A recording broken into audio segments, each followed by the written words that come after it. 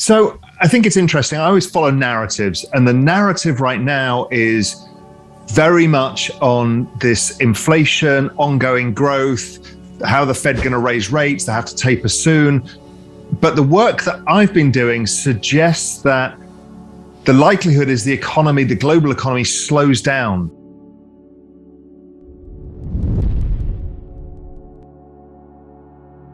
You can start allocating in the middle of a bear market into the riskier assets to buy them super cheap. And that's typical of credit markets and equity markets. People always do the same, and that's where you get the alpha from, is getting this asset allocation right.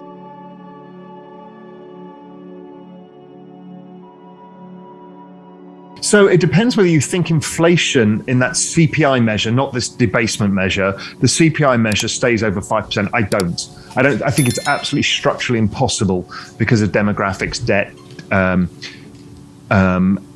globalization, and technology. So I don't think that's possible. But we've also seen that in Europe and Japan, the institutional sector has been happily buying negative yielding bonds for, best part of a decade now.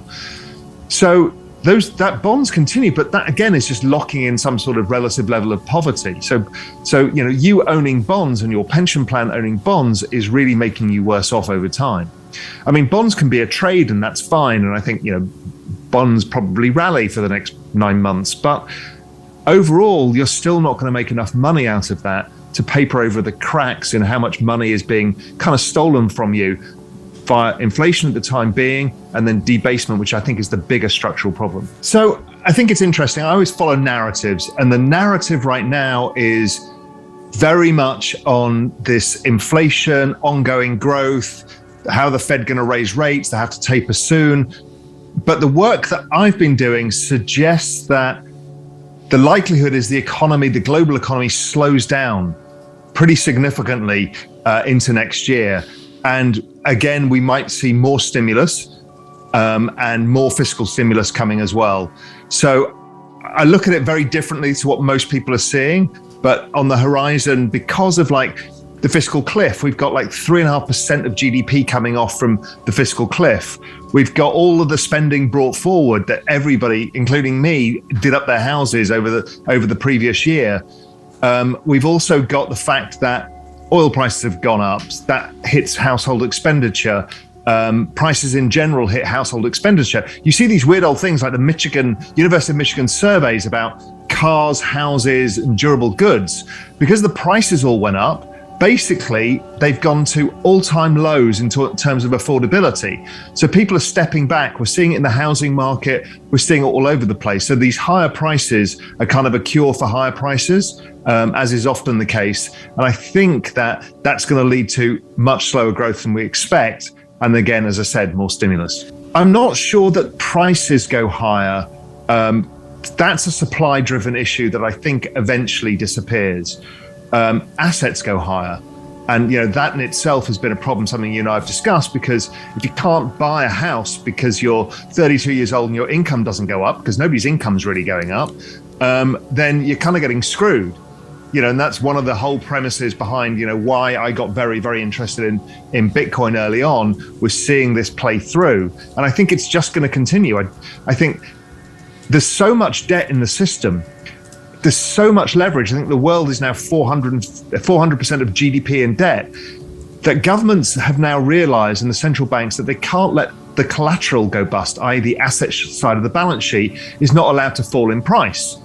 Because if not, you get a big margin call on the economy. So it seems to be that debasement of currency to drive assets higher optically is the only answer they've got now. There's almost no way around it unless they can generate growth that is higher than previous trend for a longer period of time. And with this aging population, all of this indebtedness, globalization, technology, the chances of doing that are low. I'm trying to get my head around this. And I'm thinking that, yes, I will move down the risk curve back to the safer assets, where I think there's less volatility. You can use, some yield from stable coins or staking or whatever to lower your volatility. And then you want to be looking to buy the speculative end of the market that's going to get destroyed whether it's parts of the NFT space or parts of the kind of general token space that gets destroyed in the next bear market, to buy those when they're heavily discounted, but they still have network adoption effects or some perceived value or cash flow, that becomes really interesting, because then you can start allocating in the middle of a bear market into the riskier assets to buy them super cheap. And that's typical of credit markets and equity markets. People always do the same, and that's where you get the alpha from, is getting this asset allocation right. And very few people do it because they're still a little bit blinkered to one project. And the idea is you can believe the whole space goes up. You can even have total belief in one project, but it's a long time to get there.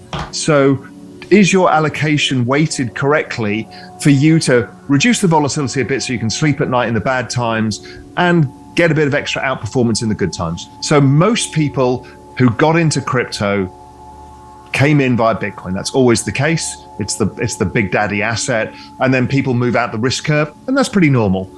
So who's the next big buyer of Bitcoin? It's pretty clear to me who they are. It is the ongoing institutions. I mean, that just keeps going. And I think we'll see an acceleration in that, particularly if the price breaks out, because everybody's like sheep. They always want to follow each other. My current allocation is probably 70% ETH, 5% Bitcoin, and then a tail of others. So why that allocation? It's nothing against Bitcoin. It's not against anything else. It's because I'm a financial markets guy and we use risk curves. So at certain points in the cycle, in the middle of a bull market, you want to take as much risk as possible. So you want to go to the more speculative end of the market. So firstly, I isolated the fact that I thought Ethereum was going to see further flows. It's early in its adoption cycle, and that will probably drive prices further than Bitcoin. And that seems to be playing out.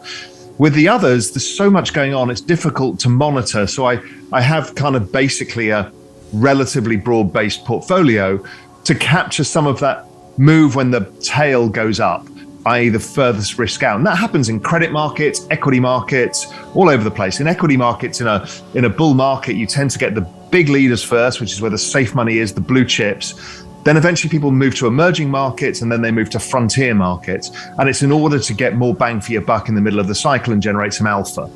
So it's not a comment per se on my relative view on the success of protocols or something like Bitcoin. It's nothing to do with that. It's about how do I make money out of this crypto investment whilst maintaining my level of interest in the overall crypto world. And so that's where I am now. Where would it be in a year's time? Maybe it's much more Bitcoin again. So it's an asset allocation strategy to try and enhance rewards.